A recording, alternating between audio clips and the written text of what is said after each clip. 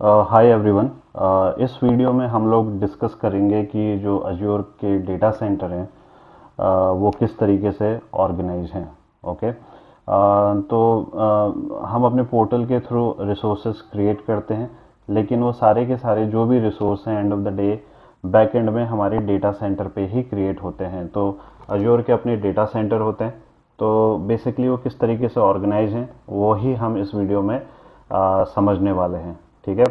तो for example ये Azure का एक डेटा सेंटर है, राइट। ये एक अज्योर का डेटा सेंटर है। तो एक डेटा सेंटर पे क्या क्या होता है, अगर एक ब्रॉडर ओवरव्यू लें तो एक डेटा सेंटर के अंदर आपके सर्वर होंगे। ठीक है। सर्वर के अलावा आप ये सर्वर आपस में एक दूसरे से कनेक्टेड होंगे, तो बहुत सारे नेटवर्किंग डिवाइसेस होंगे। करेक्ट। इसके अलावा हो सकता है आपके डेटा सेंटर में स्टोरेज हो। करेक्ट। And so on.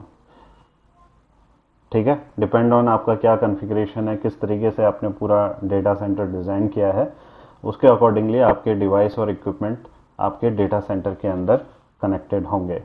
इसके अलावा जो इम्पॉर्टेंट चीज़ है वो है कि हर डेटा सेंटर के अंदर एक तो बेसिकली आपकी पावर इम्पॉर्टेंट है, मेन पावर और यूपीएस।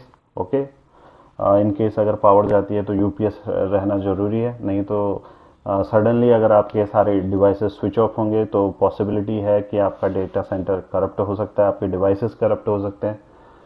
दूसरा इंपॉर्टेंट होता है कि कूलिंग होनी चाहिए, एक प्रॉपर कूलिंग एक डेटा सेंटर के अंदर। कूलर मतलब कि क्योंकि जो भी इक्विपमेंट्स हैं वो बहुत ज़्यादा हीट प्रोड्यूस करते हैं अपने ऑपरेशन के दौरान। ठीक है। तो उन डिवाइसेस को ठंडा रखने के लिए कूलिंग सिस्टम होना चाहिए, एसी यूनिट होनी चाहिए पावरफुल। इन केस अगर टेम्परेचर बढ़ता है और आप अगर सपोज आपका कोई एसी यूनिट फेल होती है तो टेम्परेचर बढ़ता है। अगर टेम्परेचर बढ़ता है तो उससे आपका जो हार्डवेयर है, जो भी आपके इंफ्रास्ट्रक्चर का हार्डवेयर है, आपके सर्वर्स या नेटवर्किंग डिवाइसेस के जो हार्डवेयर हैं, तो पॉसिबिलिटी है कि वो करप्ट हो सकते हैं। एक दूसरा रीज़न ये है। तीसरा है हमारा नेटवर्किंग। इन केस अगर नेटवर्किंग डिवाइसेस फेल होते हैं तो आपका पूरा का पूरा डेटा सेंटर इनएक्सेसिबल हो जाएगा। ठीक है। तो ये सपोज एज यूजुअल सपोज ये अज्योर का एक डेटाबेस है। तो सारे जो जो सिनेरियो हमारे ऑन प्रेमिसेस डेटा सेंटर के केस में लागू होते हैं, सेम क्राइटेरिया इस डेटा सेंटर पे भी लागू होते हैं। जो हमारे ऑन प्रेमिसेस डेटा सेंटर को हो सकता है, ये इस डेटा सेंटर को भी हो सकता है, राइट। तो हम कैसे इंश्योर करें या अज्योर कैसे इंश्योर करें कि हमारा जो भी रिसोर्सेज हम क्रिएट कर रहे हैं बैकएंड पे अपने अज्योर के डेटा सेंटर पे, वो हमारा सेफ रहे या उसकी रिडंडेंसी रहे। तो उस केस में एक कॉन्सेप्ट आता है जोन, अवेलेबिलिटी जोन। ओके। तो अवेलेबिलिटी जोन क्या होता है, तो पहले इसको मैं हटा देता हूं यहां से।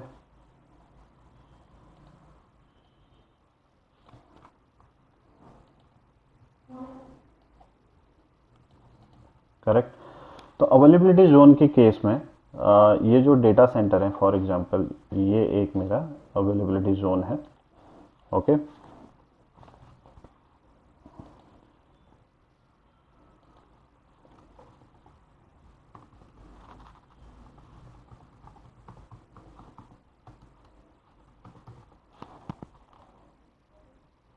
ठीक है।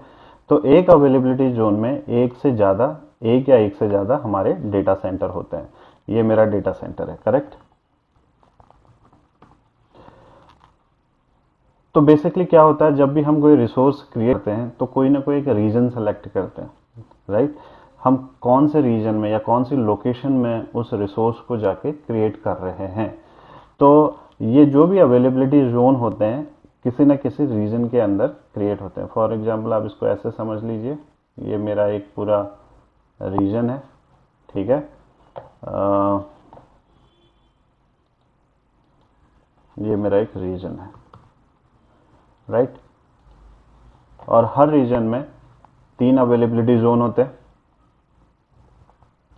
तो मैं ये बोलता हूँ एक अवेलेबिलिटी जोन मेरा ये है और और एक अवेलेबिलिटी जोन मेरा ये है।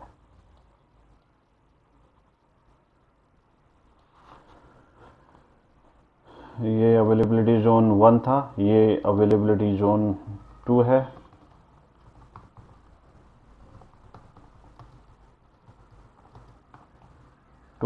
और ये मेरा अवेलेबिलिटी जोन 3 है।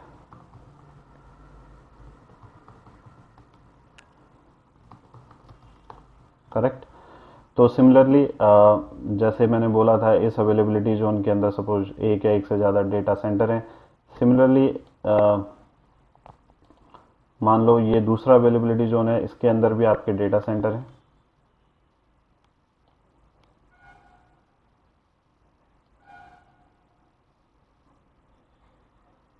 परफेक्ट। ये मेरा डेटा सेंटर है, ये भी एक डेटा सेंटर है।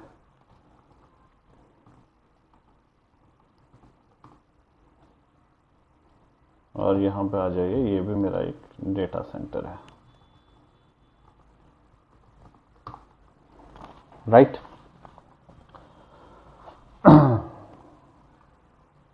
ओके, तो अब ये काम कैसे करता है?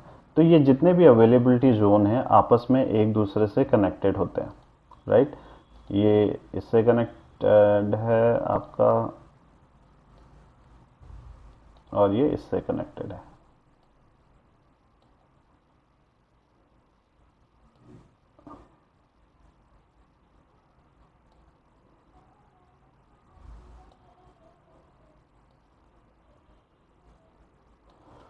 परफेक्ट। ये आपस में एक दूसरे से कनेक्ट होते हैं।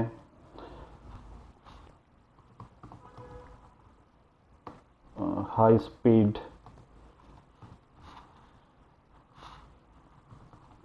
प्राइवेट फाइबर ऑप्टिक्स से। ठीक है। परफेक्ट। तो अभी क्या होता है, एक अवेलेबिलिटी जोन दूसरे अवेलेबिलिटी जोन के साथ रेप्लिकेट करता है। ठीक, ये तीनों अवेलेबिलिटी जोन एक दूसरे के साथ रेप्लिकेट हो रहे हैं through high speed fibre optics के थ्रू। ओके। एक ऐसी सिचुएशन होती है कि फॉर एग्जांपल किसी भी रीजन से ये अवेलेबिलिटी जोन आपका डाउन हो गया, क्योंकि आपके सारे रिसोर्सेज एक दूसरे जोन के साथ रेप्लिकेट हो रहे हैं। तो आपका जो रिसोर्स है, resource in the sense for example आप वर्चुअल मशीन को ले लीजिए। ठीक है। तो वो वर्चुअल मशीन हो सकता है आपके अवेलेबिलिटी जोन 1 पे थी, क्रैश हो गया बिकॉज अवेलेबिलिटी जोन आपके 2, 3 के साथ रेप्लिकेट कर रहा है, तो दूसरे जोन के थ्रू आपको एक्सेसिबल हो जाएगा। तो बेसिकली एज ए कस्टमर हमें अपने डेटा के लिए टेंशन लेने की ज़रूरत नहीं, हमारा डेटा अवेलेबल है। तो अवेलेबिलिटी जोन बेसिकली करता क्या है? तो मैंने आपको बताया था कि 3 इंपॉर्टेंट क्राइटेरिया होते हैं। एक होता है कूलिंग, दूसरा होता है नेटवर्किंग, तीसरा होता है पावर। करेक्ट। हर अवेलेबिलिटी जोन के लिए, अवेलेबिलिटी जोन के जो नेटवर्क, पावर और कूलिंग सेपरेट रखी हुई है, क्योंकि यही 3 मेजर रीजन होते हैं जो किसी डेटा सेंटर के लिए बहुत ज़्यादा क्रिटिकल हैं, और अगर ये फेल होता है तो पूरा का पूरा डेटा सेंटर के करप्ट होने के चांसेस होते हैं। करेक्ट। तो इस केस में हम क्या करते हैं कि तीनों अवेलेबिलिटी जोन के पावर, नेटवर्क एंड कूलिंग को हम यहाँ पे सेपरेट कर देते हैं। इन केस और तीनों एक दूसरे से रेप्लिकेट कर रहे हैं, अगर एक अवेलेबिलिटी जोन डाउन होता है क्योंकि हमारा डेटा रेप्लिकेट हो रहा है दूसरे जोन से, तो वो दूसरे जोन से हमें एक्सेसिबल हो जाता है। करेक्ट। तो एक पॉसिबिलिटी यहाँ पे ये भी बनती है कि अगर पूरा का पूरा रीजन डाउन हो गया, ओके, अब रीजन डाउन हो गया तो उस केस को हम कैसे हैंडल करें? तो मैं एक दूसरा MS पेंट यहाँ पे खोल लेता हूँ। ओके, तो आप रीजन के अंदर समझ गए कि किस तरीके से काम करता है। तो हम यहाँ पे एक रीजन लेते हैं। फॉर एग्जांपल ये मेरा एक रीजन है, और मेरा कंसर्न ये है कि ठीक है, आपने बोला कि एक अवेलेबिलिटी जोन अगर डाउन होता है तो दूसरा अवेलेबिलिटी जोन है जहां से हम अपने रिसोर्सेज को एक्सेस कर सकते हैं। लेकिन ऐसी सिचुएशन में जब पूरा का पूरा रीजन डाउन हो जाए, तो रीजन डाउन होने के क्या रीजन हो सकते हैं? अगर कोई नेचुरल डिजास्टर हो जाए, सिविल अनरेस्ट हो जाए, कोई स्ट्राइक हो जाए मेजर, या कोई मेजर पावर आउटेज हो जाए, कोई उस एरिया का ही पूरा ग्रिड फेल हो जाए, या कोई फिजिकल नेटवर्क आउटेज होती है, तो उस केस में मेरा पूरा का पूरा रीजन इनएक्सेसिबल हो सकता है। That is one of the possibility. तो उसको टैकल करने के लिए अजूर ने क्या बोला, अजूर ने एक रीजन पेयरिंग का कॉन्सेप्ट लेके आए। रीजन पेयरिंग बेसिकली होता क्या है? रीजन पेयरिंग क्या होता है? एक रीजन को दूसरे रीजन के साथ पेयर करना। करेक्ट? पेयर करना यानी जोड़ देना, ये दोनों आपस में जुड़ गए। ये मेरा रीजन फॉर एग्जांपल 1 और ये मेरा रीजन 2। करेक्ट? ये मैंने बोला कि मैंने यहां पे रीजन पेयरिंग करी हुई है।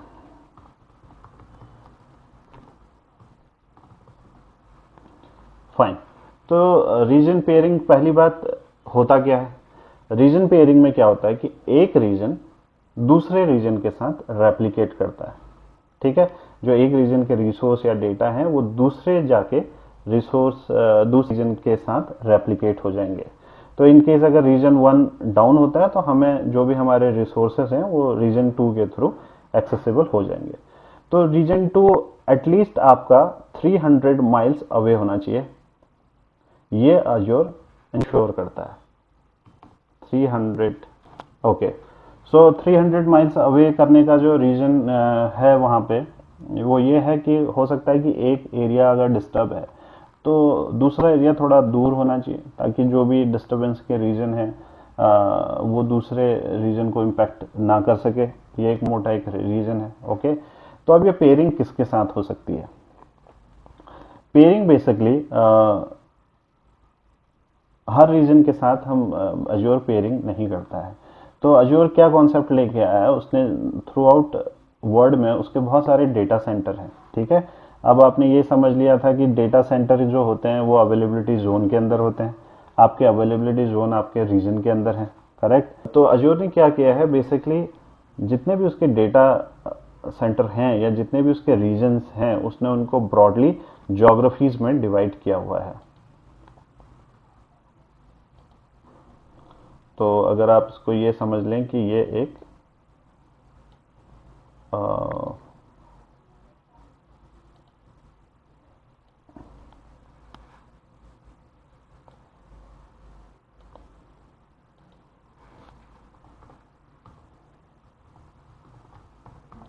करेक्ट, ये मेरी ज्योग्राफी होगी। तो क्या होता है ज्योग्राफी? क्या है ज्योग्राफी? बेसिकली पॉलिटिकल बेस पे या ज्योग्राफिक बेस पे उन्होंने पूरे वर्ल्ड को डिवाइड किया हुआ है। तो मेजरली हमारे पास अभी जो ज्योग्राफीज हैं वो हैं अमेरिका, ठीक है, और दूसरा है हमारा यूरोप, तीसरा है हमारा एशिया पैसिफिक,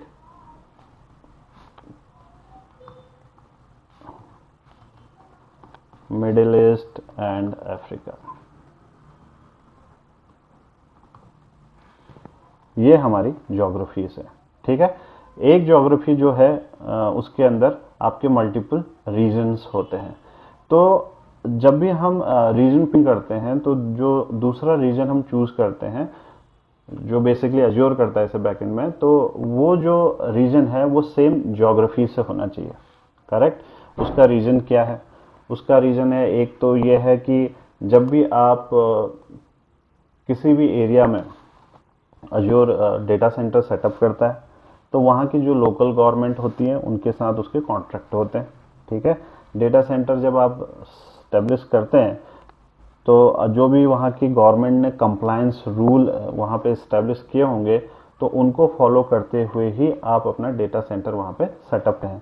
तो मोस्टली जो गवर्नमेंट्स होती हैं उनका एक जो कॉमन बोल सकते हैं रिक्वायरमेंट ये होती है कि जो भी हमारा डेटा है, राइट, वो हमारी बाउंड्रीज में ही रहना चाहिए। हम नहीं चाहते कि हमारा डेटा हमारी बाउंड्रीज को पार करे। या जैसे इंडिया से फॉर एग्जांपल, इंडिया का आप एग्जांपल ले लें तो इंडिया नहीं चाहेगा कि मेरे लोगों का जो भी डेटा है वो कोई और कंट्री में रेप्लिकेट हो, क्योंकि डेटा सेंसिटिव है और हो सकता है कि इससे कोई कंसर्न क्रिएट हो सके।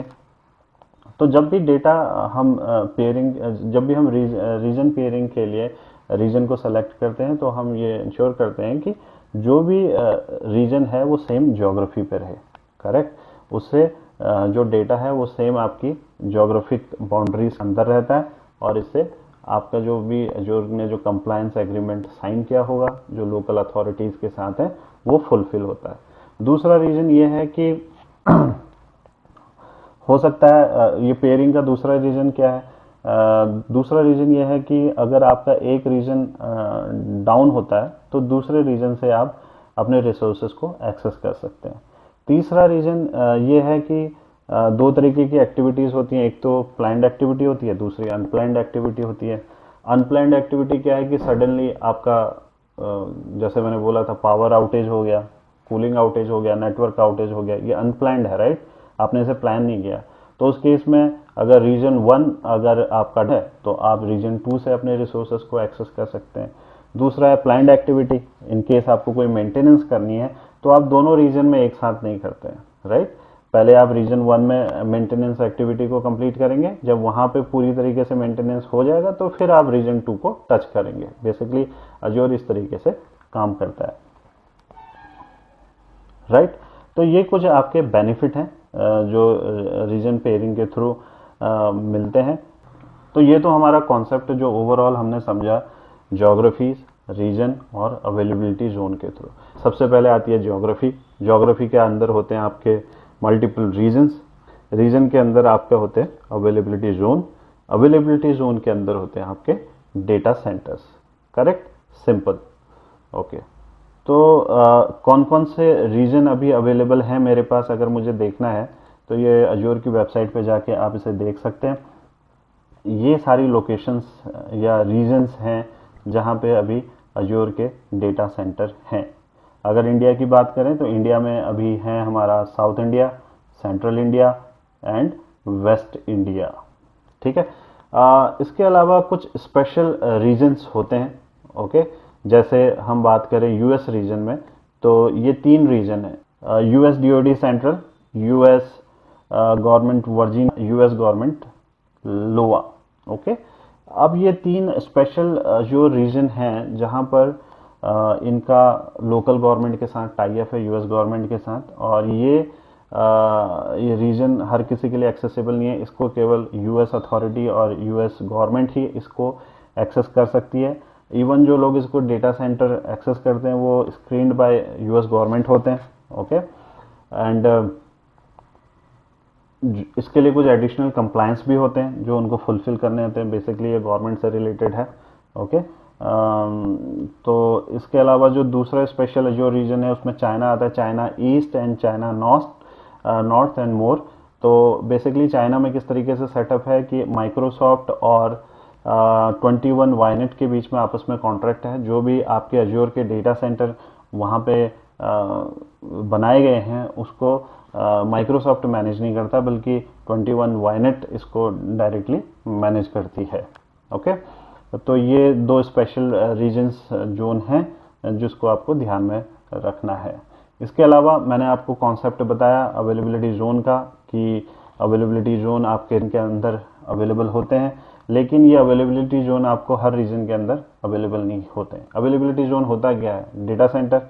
तो जिस रीजन में आपके ज़्यादा डेटा सेंटर होंगे तो वहाँ पे अज्योर इजीली आपको ये फैसिलिटी प्रोवाइड कर सकता है, लेकिन जहाँ पर वो अभी स्टार्टअप कर रहे हैं या जहाँ पे उनके डेटा सेंटर अवेलेबल नहीं है तो वहाँ पर ये अवेलेबिलिटी जोन वाला कॉन्सेप्ट अवेलेबल नहीं है। तो कहाँ कहाँ किस रीजन्स में अवेलेबिलिटी जोन अवेलेबल हैं, अगर आप रिसोर्स क्रिएट करते समय बेसिकली आपको किस रीजन में अवेलेबिलिटी जोन वाला ऑप्शन मिलेगा, तो वो रीजन है आपके मैं यहाँ पे लिख देता हूँ आपके रेफरेंस के लिए।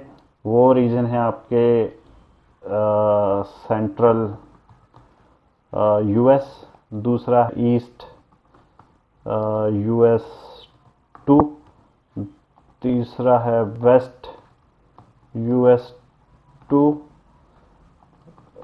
Waste Europe,